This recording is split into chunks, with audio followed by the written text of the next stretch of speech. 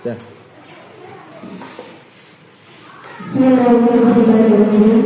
Assalamualaikum warahmatullahi wabarakatuh. Waalaikumsalam.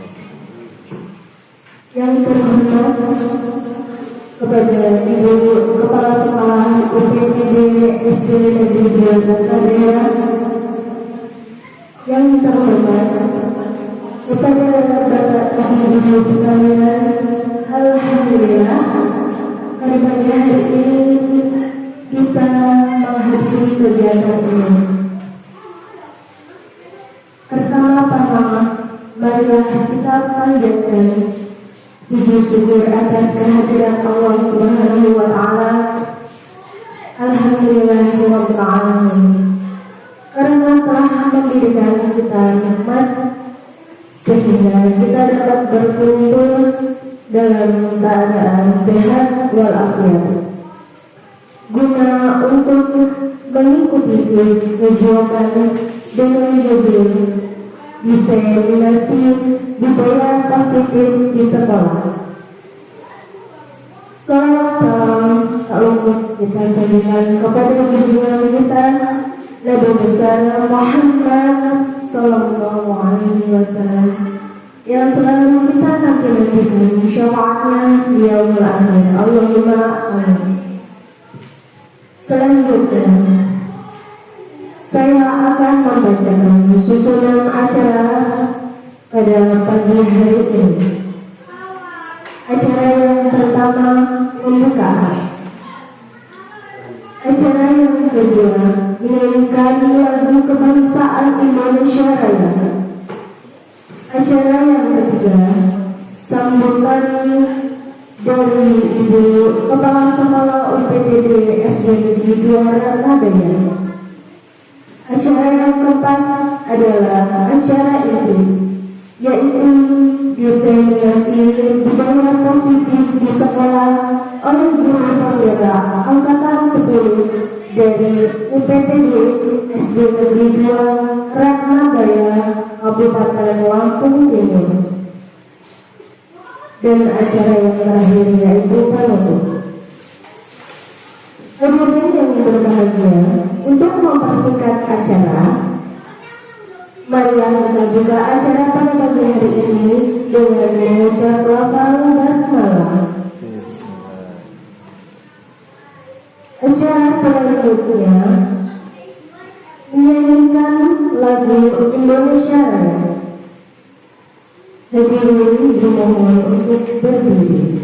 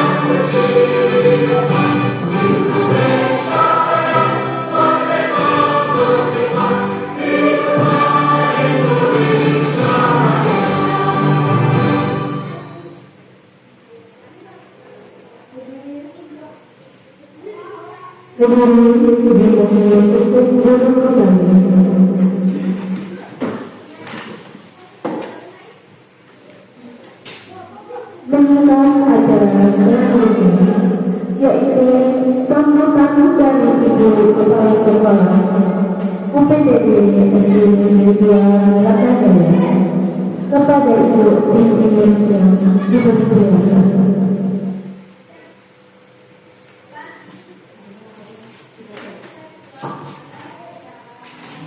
Assalamualaikum warahmatullahi wabarakatuh.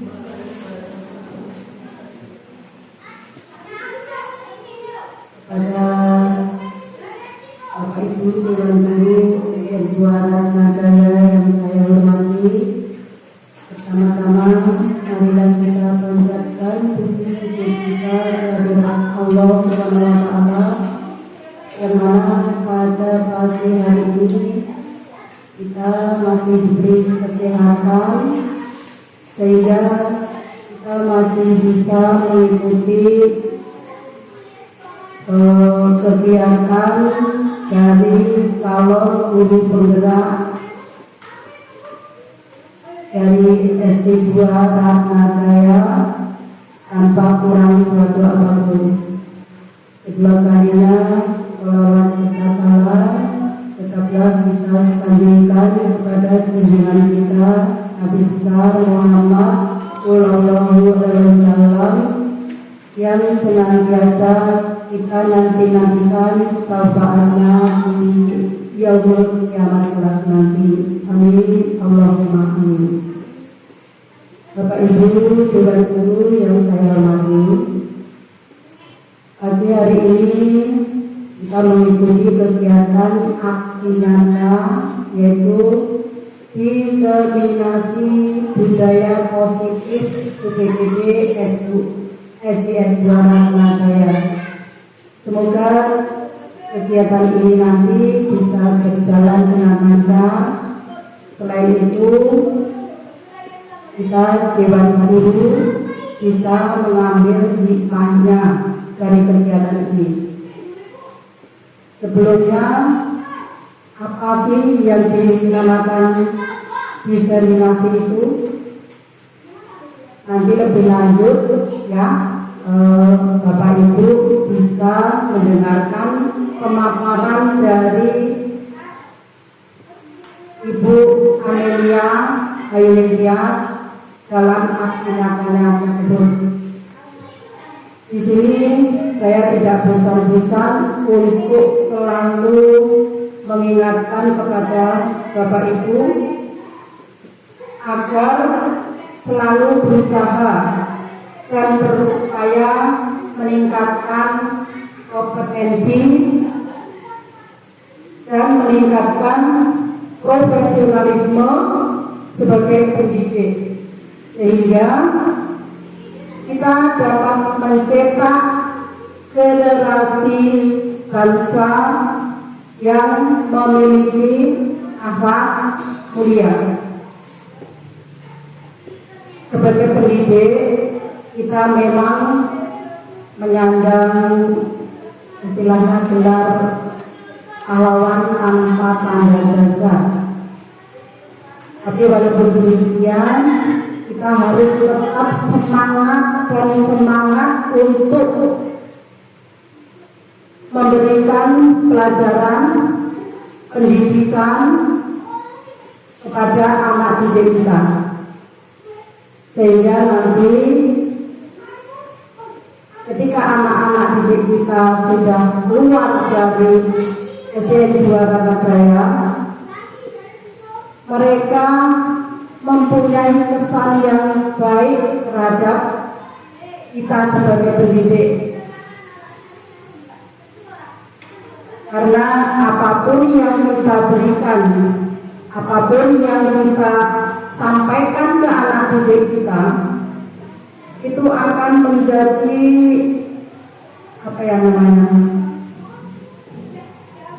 akan selalu diingat sampai mereka dewasa. Misalnya, dulu saya pernah diajar sama guru kelas 1 yang sabar, yang lemah lembut, sehingga saya senang dan semangat kala mengikuti pelajaran. Contohnya lagi, dulu saya pernah diajar oleh Pak Gatot misalnya. Dulu Pak Gatot galak, sering membentak-bentak saya. Kalau saya olahraga tidak bisa, dimarahi dan lain sebagainya. Yang jelas apa yang kita sampaikan itu akan menjadi kenangan buat mereka. Untuk itu saya berharap kepada Bapak Ibu,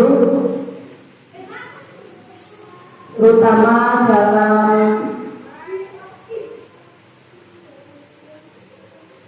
masalah yang diunggah pada hari ini oleh Bu Tia, yaitu budaya positif. Itu artinya kita harus selalu memberikan yang terbaik, yang positif tentunya, baik dalam perilaku maupun perkataan kita. Kiranya hanya itu yang bisa saya sampaikan pada kesempatan hari ini. Saya akhiri. Wabillahi taufiq wal hidayah. Wassalamualaikum warahmatullahi wabarakatuh.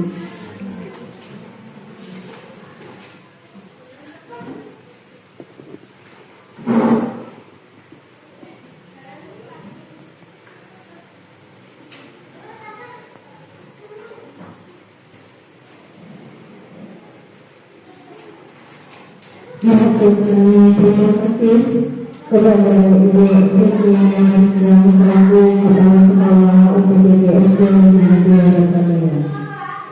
Baiklah Bapak Ibu sekalian, untuk menekan acara selanjutnya yaitu acara ini diseminasi budaya positif yang akan dibawakan oleh guru penggerak dari UPTD SDN Yonadaya Angkatan 10 Kabupaten Lampung Timur kepada Ibu Ali Yahya. Waktu dan tempat kami persilakan.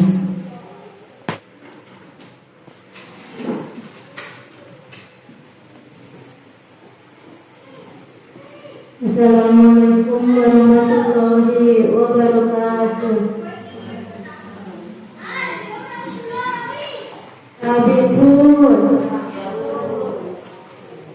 Alhamdulillah, alhamdulillahirabbil alamin. Wassalatu wassalamu ala asrofil anbiya'i wal mursalin wa ala alihi washabihi ajmain. Pertama-tama marilah kita panjatkan puji syukur kita kehadirat Allah Subhanahu wa taala yang sebagaimana telah melimpahkan rahmat serta hidayahnya kepada kita semua, sehingga kita bisa berkumpul untuk menghadiri acara diseminasi budaya positif oleh CGP Angkatan 10. Kedua kalinya sholawat serta salam tak lupa kita sanjungkan kepada junjungan Nabi besar kita Muhammad Sallallahu Alaihi Wasallam yang telah kita nanti-nantikan syafaatnya di yaumul qiyamah. Allahumma amin. Bapak Ibu, masih semangat? Terima kasih Bapak Ibu atas waktunya telah menyempatkan di sela-sela kesibukan yang mungkin hari ini sangat padat jadwal acaranya, tetapi masih bisa meluangkan waktu untuk hadir di acara diseminasi budaya positif pada hari ini. Masih semangat Bapak Ibu? Masih semangat. Mari Bapak Ibu, supaya nggak tegang, mari kita senyum 30 detik. Oke, selanjutnya biar tidak terlalu tegang, kita ice breathing dulu ya. Kita ice breathing dulu. Diharapkan Bapak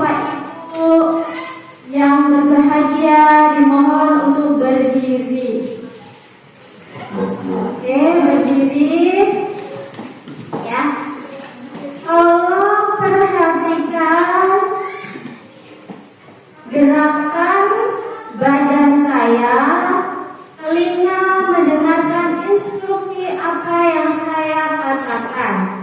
Oke? Rambut, kalian pegang jilbab. Berarti kalau itu saya memegang hidung berarti salah. Ikuti apa instruksi saya, ya. Oke? Mata.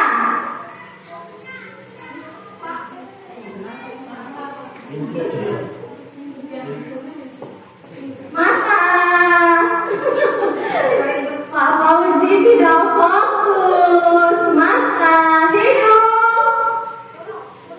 rambut, telinga,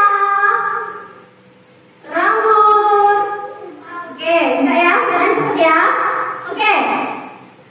Tangan, hidung, kepala, telinga, rambut, pipi, kepala, telinga, tangan.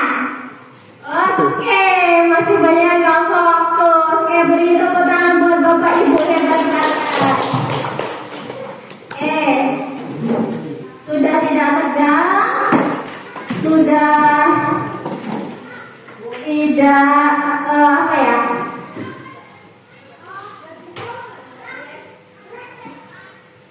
Oke, Bapak Ibu, di sini saya CPP Angkatan 10 mendapatkan tugas mendiseminasikan apa yang sudah saya dapatkan di modul 1, yang mana di modul 1 itu terdapat 4 submodul. Jadi lamanya mulai dari bulan 3 sampai sekarang bulan 6. Itu saya sudah menyelesaikan 1 modul. Nah, di submodul 1.4 itu materinya budaya positif. Saya ditugaskan untuk mendiseminasikan ilmu apa yang saya dapatkan. Jadi di sini saya tidak akan menggurui Bapak Ibu semuanya ya. Di sini saya hanya ingin belajar bersama. Saya ingin menyampaikan berbagi ilmu apa yang sudah saya dapatkan selama saya belajar selama 4 bulan kurang lebih. Jadi kita tidak ada yang saling menggurui, tidak ada yang pintar, kita akan belajar bersama-sama. Nah, yang pertama, sebelum masuk ke diseminasi, yaitu kita ada kesepakatan. Seperti kita di dalam kelas kita membuat kesepakatan kelas, ya. Di kesepakatan ini, yang pertama, menghargai siapapun yang berpendapat menjadi pendengar yang baik, berbicara dengan sopan, boleh izin ke belakang, memberi kesempatan menjawab pertanyaan, tidak main HP, angkat tangan sebelum bertanya atau berpendapat. Oke, next. Nah, di sini salam untuk penggerak. Nah, salam untuk penggerak itu salam sehat dan bahagia selalu. Next. Nah, di sini aksi nyatanya, di diseminasinya judulnya budaya positif. Nah, budaya positif itu apa sih? Ya, kalau kita lihat di kata-katanya ada positif. Sudah pasti kalau ada kata-kata positif itu dia mengarahnya ke hal-hal yang baik. Oke? Nah, di sini yang poin-poin yang akan kita kupas di diseminasi ini ada 6. Yang pertama, disiplin positif. Yang kedua, motivasi perilaku manusia.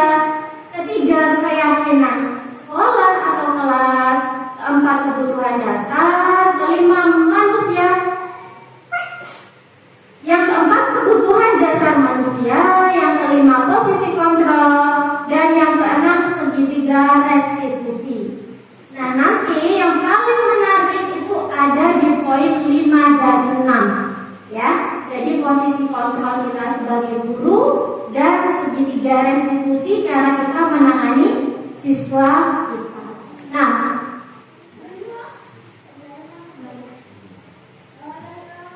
Nah, di sini Bapak Ibu, kenapa harus ada 5 poin ini? Karena seorang guru yang baik itu harus memiliki kemampuan dalam mewujudkan budaya positif di sekolah. Kalau kita belum mampu di lingkungan sekolah, kita terapkan dulu di lingkungan kelas kita. Nah, budaya positif tersebut dapat dijalankan dengan menerangkan konsep-konsep inti, yaitu 6 poin ini ya Bapak Ibu ya. Jadi sebelum kita menerapkan di budaya positif sekolah, kita menerapkan dulu di dalam kelas kita terlebih dahulu. Nah, yang pertama, disiplin positif. Disiplin positif itu yaitu budaya positif di lingkungan kita positif, keyakinan kelas dan peraturan kelas. Apa bedanya keyakinan kelas dengan peraturan kelas? Ada yang mau jawab Bapak Ibu? Bedanya keyakinan kelas dengan peraturan kelas. Kalau peraturan itu kan biasanya dia berupa perintah tertulis, ya. Peraturan itu dia berupa perintah tertulis, sedangkan keyakinan itu hasil kesepakatan kita antara guru dengan murid. Oke. Next. Nah, di sini ada disiplin positif. Disiplin positif merupakan suatu cara penerapan disiplin yang mengajarkan anak bertanggung jawab dan menumbuhkan kesadaran diri berdasarkan nilai-nilai kebajikan. Jadi, disiplin positif itu harus kita kembangkan dari diri anak yang mengandung nilai-nilai kebajikan, nilai positif. Itu yang bisa melahirkan budaya positif. Next. Disiplin positif lebih ke arah disiplin diri yang dapat mengontrol diri dalam melakukan segala tindakan. Jadi disiplin positif ini dia yang bisa mengontrol dirinya untuk melakukan segala tindakan. Contohnya disiplin apa? Disiplin masuk kelas, disiplin kita datang pagi. Itu kan yang bisa mengontrol itu kan hanya diri kita. Benar nggak Bapak Ibu? Iya, itu masuk ke disiplin positif. Next.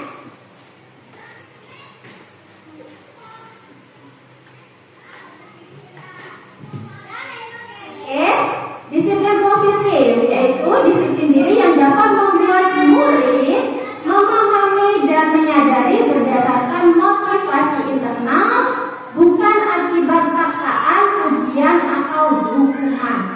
Jadi dia lahir dari dalam dirinya dengan kesadaran dirinya untuk menjalankan disiplin dalam dirinya. Jadi kalau disiplin itu memang lahir dari dirinya sendiri. Oke?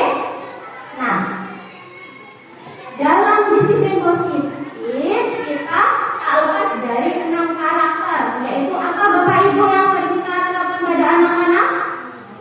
Iya, profil pelajar Pancasila.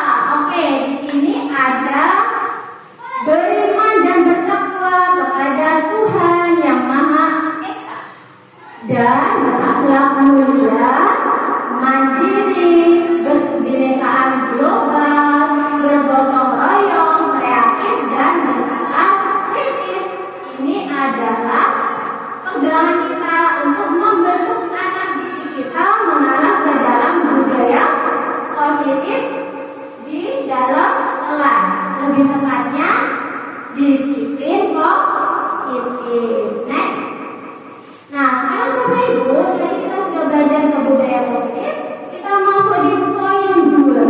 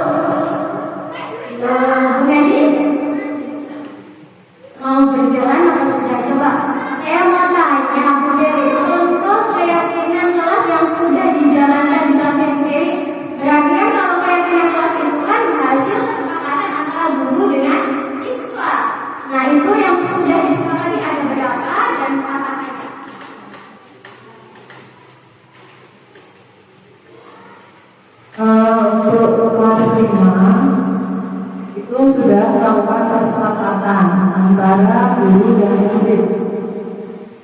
Jadi kayak kalau ada yang melanggar itu nanti dapat sanksi. Sanksi itu kesepakatan. Jadi guru dan murid sama-sama sepakat. Misal ada anak yang berkata kotor atau tidak sopan, itu kesepakatannya akan disuruh istighfar sebanyak 100 kali. Terus setiap mau masuk kelas itu diwajibkan mengucapkan salam. Jika dia lupa mengucapkan salam, harus mengulangi. Dia keluar mengulangi salam. Dan kalau mau keluar ke kamar mandi, kemana, itu harus angkat tangan dan permisi mau ke kamar mandi. Dan untuk yang mau bertanya harus angkat tangan terlebih dahulu. Ya, kurang lebihnya itu.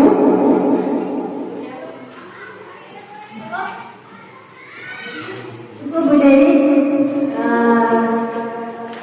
gimana Alhamdulillah sama ibu sekolah? Mungkin kalau terima kasih ya Bu Dewi ya. Mungkin kalau untuk keyakinan kelas atau kesepakatan kelas itu boleh kita yang kita sering alami ya. Contohnya apa? Tidak tiket. Nah, kita buat itu nomor 1. Jika tidak tiket, maka kemudian tidak mengerjakan PR, makan di dalam kelas, masuk kelas terlambat, ya kan? Biasanya kalau istirahat itu anak-anak pasti masuk kelasnya terlambat, datang ke sekolah terlambat. Itu bisa kita jadikan kesepakatan kelas. Oke? Ada yang mau beri contoh kesepakatan kelas? Cukup? Cukup.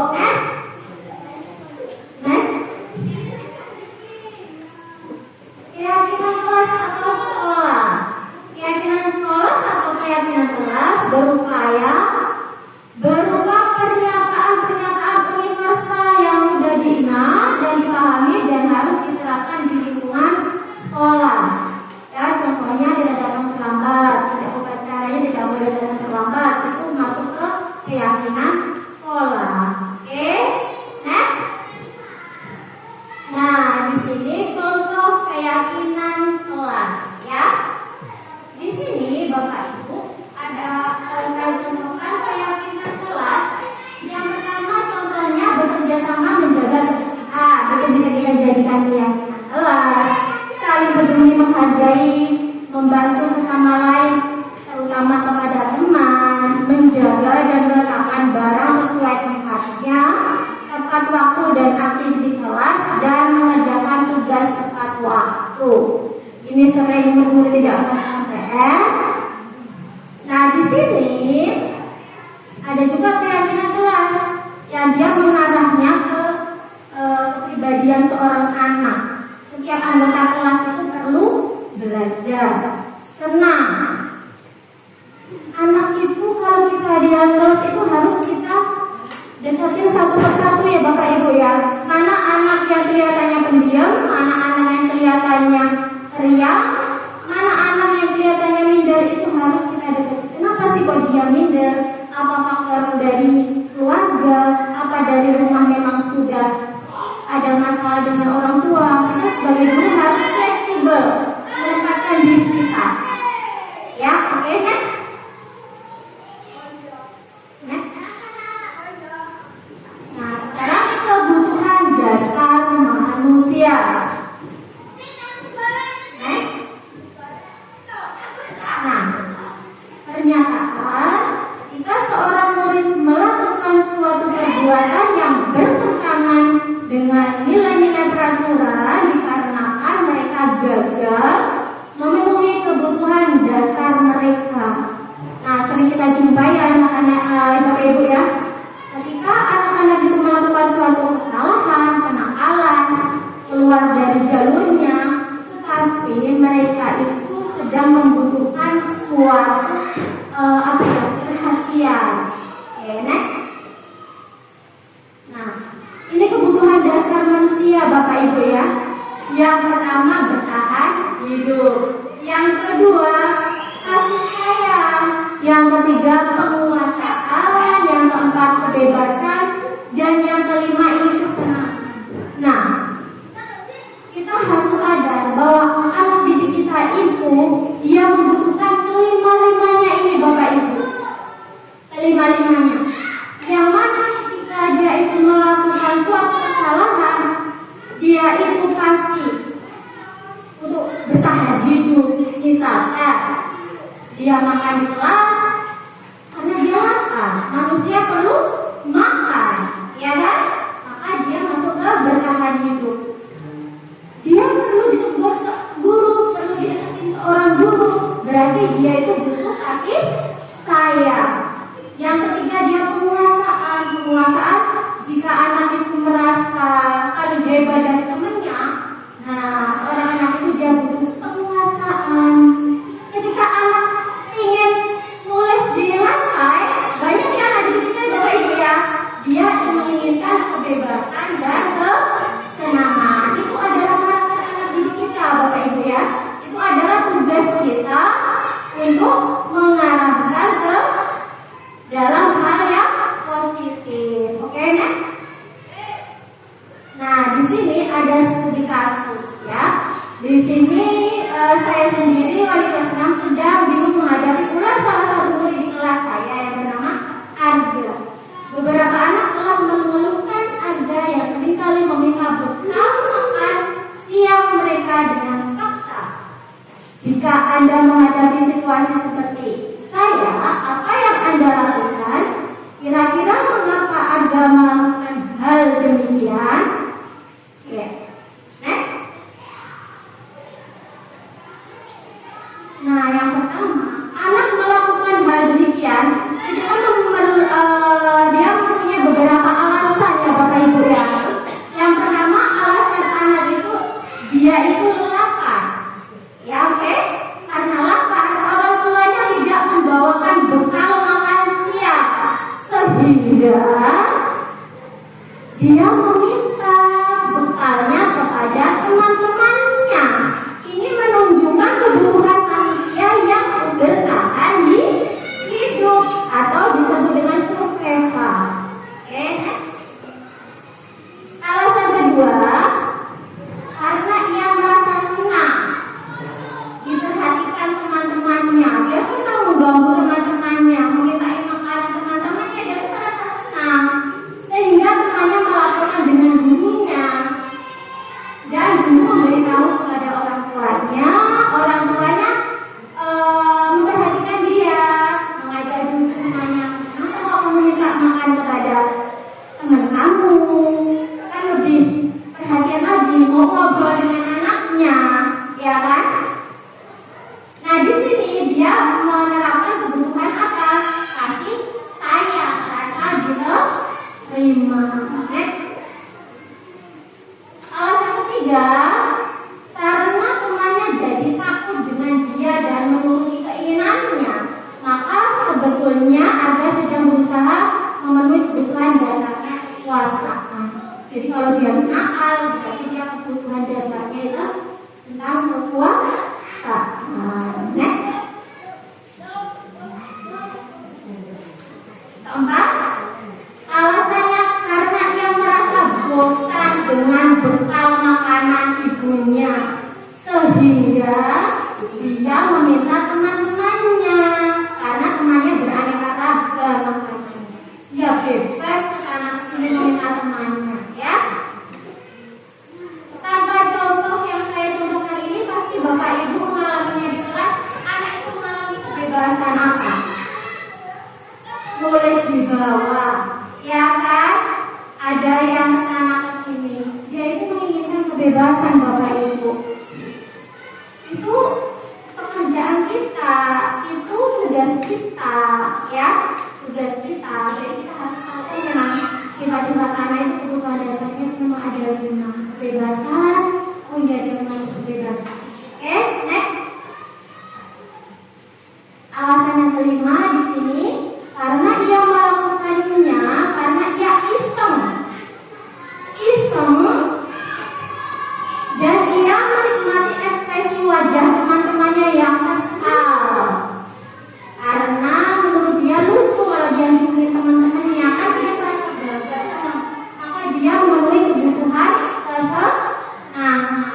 kebutuhan dasar manusia. Next.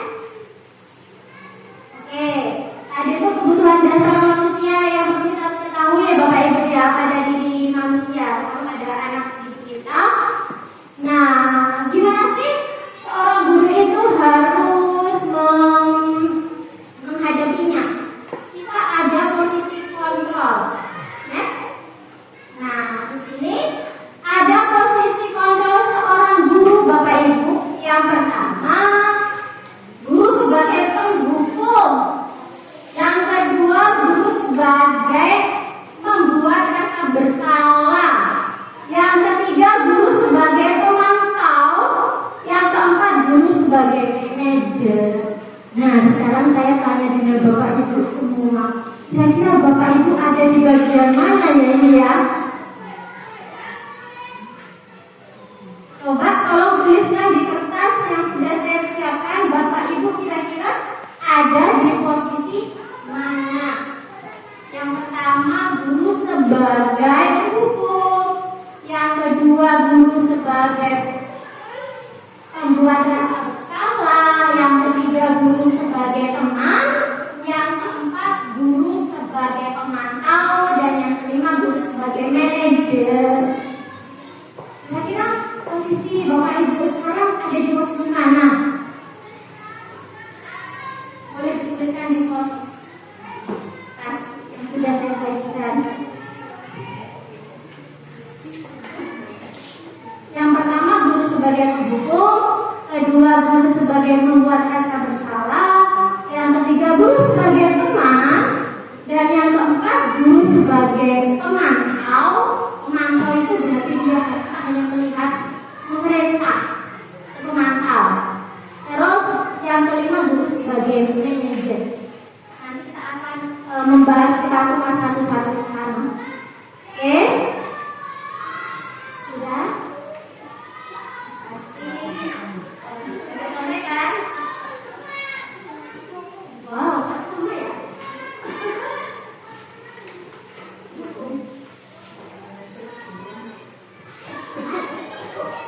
Semua sama ini ya Bapak Ibu. Ini tidak saya sebutkan satu persatu karena semua sama. Bapak Ibu sangat baik sekali, guru sebagai teman. Jadi Bapak Ibu menganggap diri Bapak Ibu sekarang berada di posisi guru sebagai teman. Oke, sekarang kita buka satu-satu. Next. Nah, di sini Bapak Ibu, ini tidak akan saya bacakan semua. Di sini ada 5 posisi kontrol seorang guru, yang mana tadi dari nomor 1 sampai nomor 6 yang Bapak Ibu guru posisinya di guru sebagai teman. Nah, guru sebagai teman itu contohnya bagaimana Bapak Ibu? Kira-kira itu lebih tepat enggak kita sebagai guru sebagai teman? Posisi kontrol restitusi. Di antara 5 posisi kontrol tersebut, sebaiknya seorang guru itu menggunakan posisi kontrol sebagai manajer. Oke, next. Karena posisi kontrol sebagai teman, kita akan mengajarkan anak didik kita untuk dia tidak menjadi pribadi yang mandiri. Kembali ke tabel ini. Nah, yang pertama, misalkan kita sebagai penghukum ya Bapak Ibu ya. Sekarang kamu terlambat, kamu push up 100 kali. Ada di Zoom.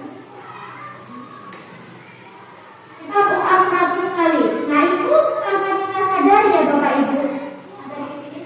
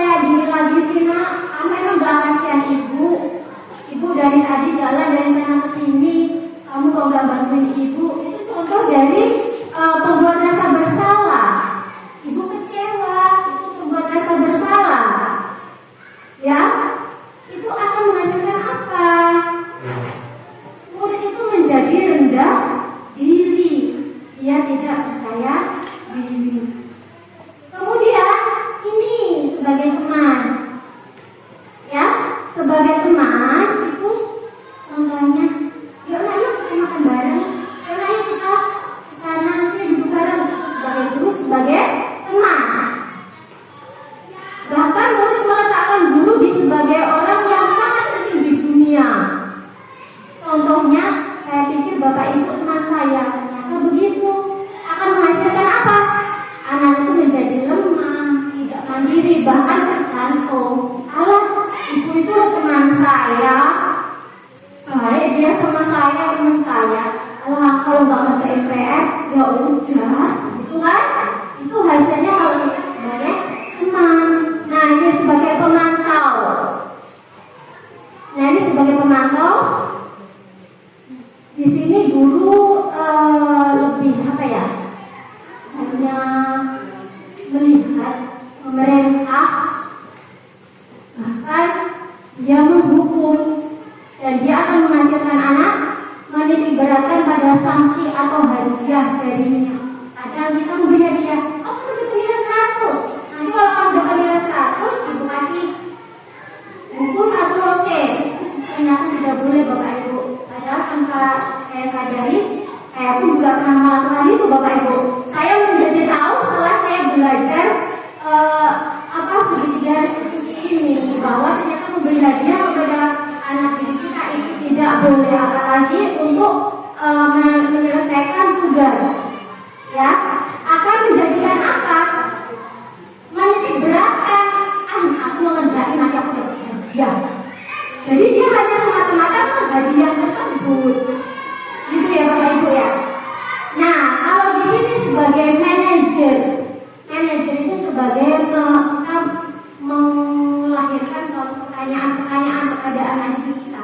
Ketika anak didik kita itu salah, apa yang kita pertanyakan, kita utarakan dengan murid kita. Nah, dia terutama murid meletakkan dirinya sebagai individu yang positif dalam dunia berkualitas. Bagaimana caranya saya bisa memperbaiki keadaan, mengevaluasi diri, bagaimana cara memperbaiki diri. Ya, cara memperbaiki diri itu bagaimana? Itu kita sebagai manajer mengajak anak didik kita untuk mengevaluasi diri. Next. Ini 5 posisi kontrol sebagai guru. Next. Nah, di sini ada sebuah kasus di mana sebagai manajer guru ya, guru dapat berbuat sesuatu bersama murid, mempersilahkan murid bertanggung jawab dan mendukung murid agar dapat menemukan solusinya. Next. Nah, di sini selain itu posisi manajer mengacu pada restitusi, bukan prostitusi ya Bapak Ibu ya. Restitusi yang dapat menjadikan murid sebagai manajer bagi dirinya sendiri, sehingga dapat tercipta identitas positif pada diri murid. Jadi murid itu menemukan identitas dirinya. Next.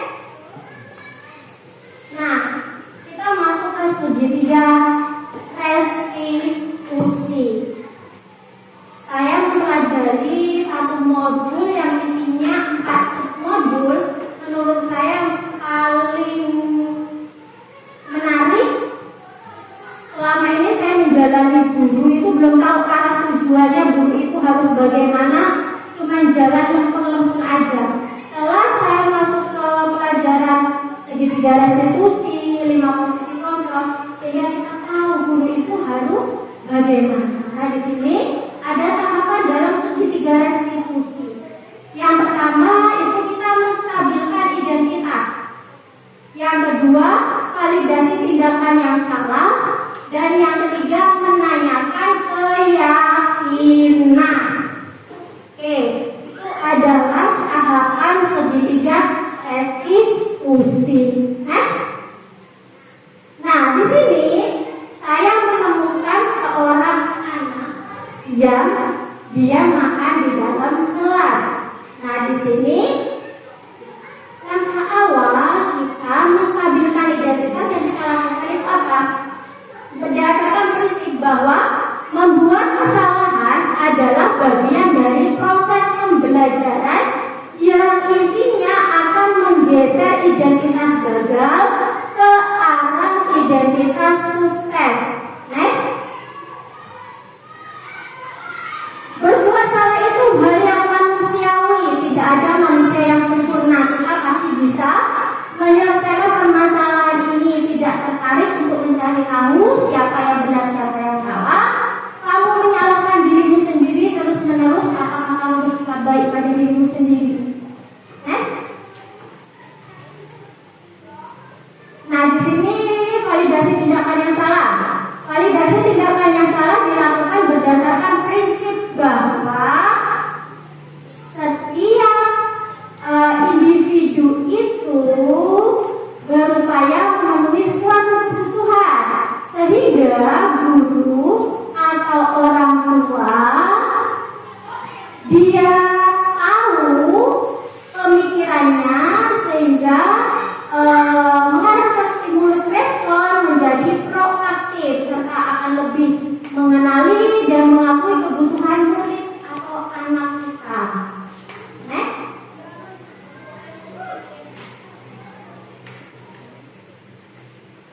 Validasi tindakan yang salah. Kamu pasti punya alasan mengapa melakukannya. Ini salah satu pertanyaan yang kita lontarkan kepada anak didik kita.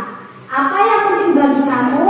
Kamu boleh tetap berusaha menjaga sikap itu, tapi jaga sikap kamu atau tidak menyakiti teman. Maukah kamu belajar dengan cara ini untuk mendapatkan hal yang kamu butuhkan tanpa harus memukul?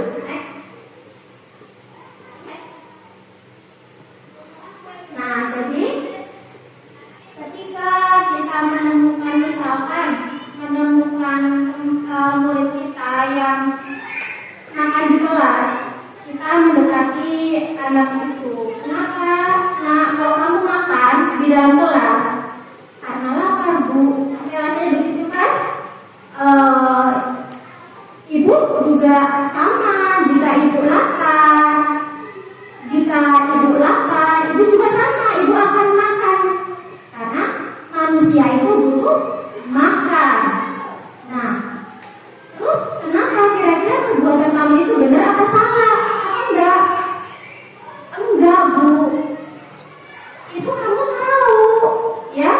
Kamu tahu itu salah. Kira-kira boleh apa enggak? Enggak.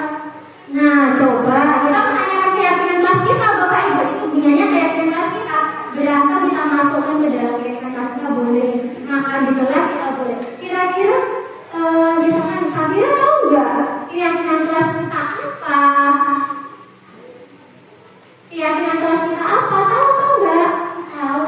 Apa? Tidak boleh makan di dalam kelas. Oh iya, itu tahu. Nah, berarti kamu salah. Salah, Bu.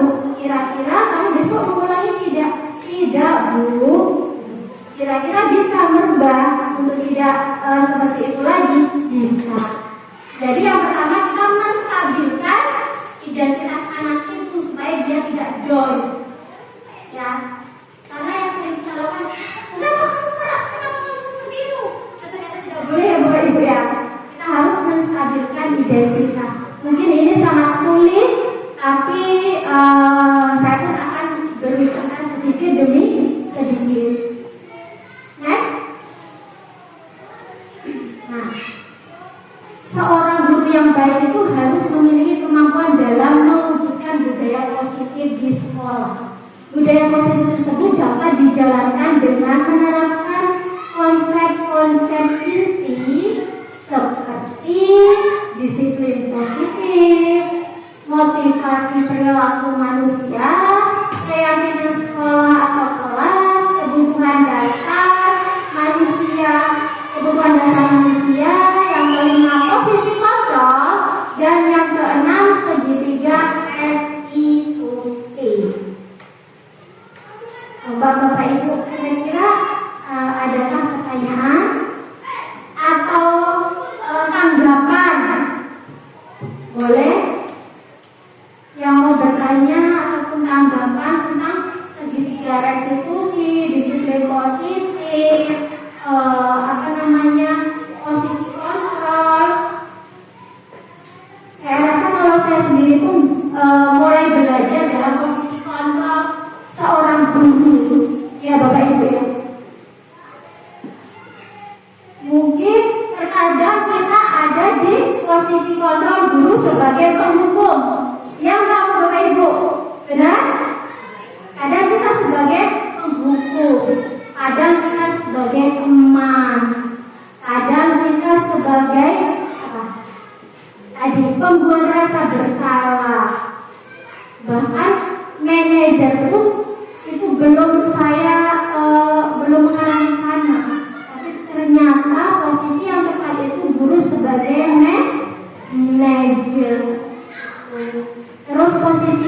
5 peran guru ya. Itu ada 5. Jadi benang merahnya yang di sini dapat saya simpulkan dari disiplin positif, keyakinan kelas, itu positif kontrol, itu ada 5 tadi ya. Sebagai penghukum, membuat rasa bersalah, terus sebagai teman, sebagai apa tadi? Masih ingat? Sebagai manajer yang terakhir, kurang satu lagi, sebagai pemantau, ya, kita juga sebagai pemantau. Contohnya kita nyuruh tiket anak-anak kita, itu, nah itu apa ya Bapak Ibu? Sama aja kayak pegangan kita, arah tuntunan kita sebagai guru supaya kita tidak lepas kontrol. Sekarang mungkin ya adalah ya berita-berita yang belum lepas kontrol. Nah itu pentingnya 5 posisi kontrol supaya kita jadi guru tidak lepas kontrol. Nah dari situ bagaimana cara menghadapi murid, tingkah laku murid yang nakal? Caranya kita belajar tentang segitiga restitusi. Pertama menstabilkan anak, ya. Yang kedua dia menanyakan keyakinan. Terus yang ketiga dia menindaklanjutinya seperti apa, berubah atau tidak, gitu ya. Oke. Ada Bapak Ibu yang mau bertanya, silahkan. Posisi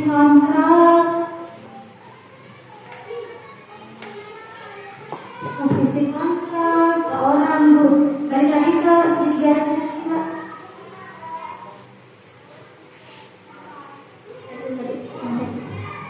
Nah, di sini. Jadi, Bapak Ibu ketika kita menghadapi anak bermasalah itu ya, kita berdananya ini menstabilkan identitas, validasi tindakan yang salah. Menstabilkan identitas itu kita menstabilkan diri anak. Nah, iya benar, kamu memang salah kayak gitu, tapi sebaiknya nggak kayak gitu. Itu cara kamu menstabilkan. Terus validasi tindakan yang salah, itu benar nggak kamu kira-kira kayak gitu? Benar apa enggak? Kalau di rumah kayak gitu benar apa enggak? Itu cara validasi tindakan yang salah. Terus menanyakan keyakinan tadi, kira-kira masih ingat tidak keyakinan kelas kemarin itu kan? Ya Bapak Ibu ya. Nah itu adalah ilmu yang saya dapatkan ketika saya mempelajari modul 1. Sekarang saya sudah masuk di modul 2 dan saya akan mempelajari di 3 modul itu sampai bulan Oktober kalau nggak November. Nah ini saya sudah masuk di modul 2. Jadi modul 1 itu mulai dari bulan Maret, April, Mei, Juni. 4 bulan. Satu modul itu 1 bulan. Nah menurut saya dari materi itu yang paling menarik itu di sub 4. Karena ini benar-benar mengena pada diri seorang guru. Bahwa guru itu harus sesuai dengan filosofi yang jadi lontar apa Bapak Ibu? Menghamba pada murid. Nah kalau kita menghamba pada murid kita yang sebenarnya sama kita. Sekarang aja murid kita yang meletak sama kita. Lah itu tugas kita Bapak Ibu guru, supaya kita itu bisa menstabilkan anak bagaimana. Itu tugas yang sangat berat bagi kita. Maka dari itu guru disebut dengan pahlawan tanpa tanda jasa. Iya Bapak Ibu ya. Jadi di sini saya dapat menyimpulkan benang merahnya pada diseminasi pada hari ini tentang budaya positif. Benang merahnya di sini saya memaparkan tentang kedisiplinan sekolah ataupun kelas. Kedisiplinan sekolah itu akan akan membudaya, akan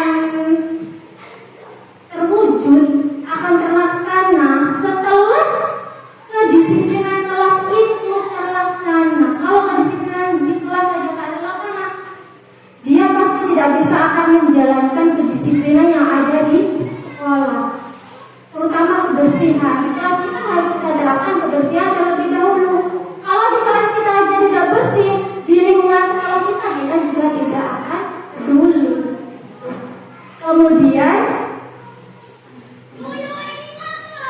setelah kedisiplinan kelas, kita mengenal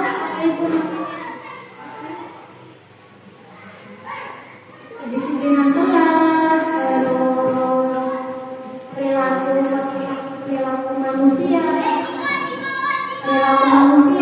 itu tentang kebutuhan manusia tadi, oke ya, akan hidup, melindungi dirinya, kekuasaan, kebebasan, gitu ya. Kemudian kebutuhan dasar juga posisi kontrol, ada 5, guru sebagai penghukum, guru sebagai apa tadi, pembuat rasa bersalah, guru sebagai teman, guru sebagai apa, pemantau, dan yang kelima guru sebagai manajer. Mari kita bersama-sama untuk memajukan sekolah kita. Walaupun sekolah kita di jalan, kalau bisa sekarang kita bergerak bersama, membuat sekolah kita semakin menyala. Ya, bahasanya di TikTok ya, menyala. Kita bersatu, kita berdasarkan ini Bapak Ibu, kebutuhan dasar. Kita memang belum bisa 100%, tapi setidaknya kita tahu bagaimana kita bisa menjalankan kalau kita tidak tahu dasarnya, ya Bapak Ibu ya.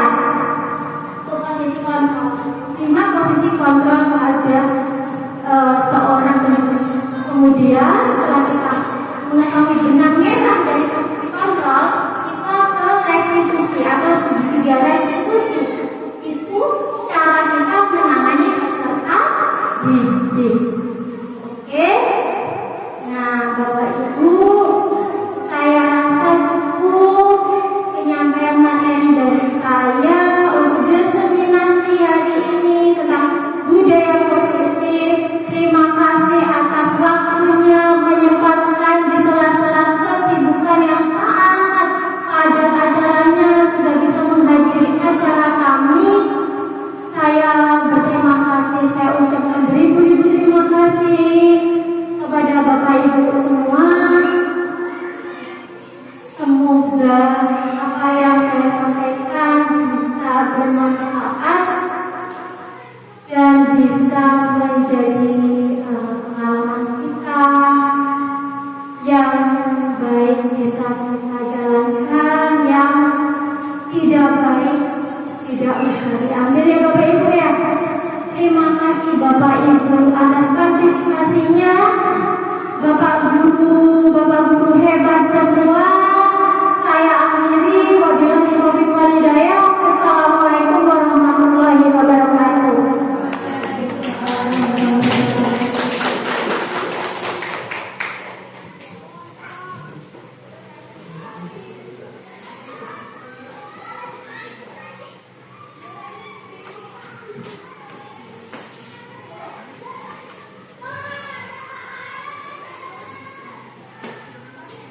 Alhamdulillah ya Bapak Ibu, acara ini sudah kita lewati bersama. Semoga materi dan yang mendengarkan bisa mendapatkan yang bermanfaat. Allahumma amin. Baiklah, mari kita tutup acara pada pagi hari ini dengan mengucap alhamdulillah.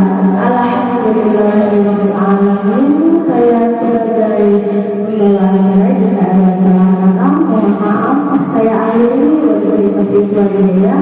Assalamualaikum warahmatullahi wabarakatuh.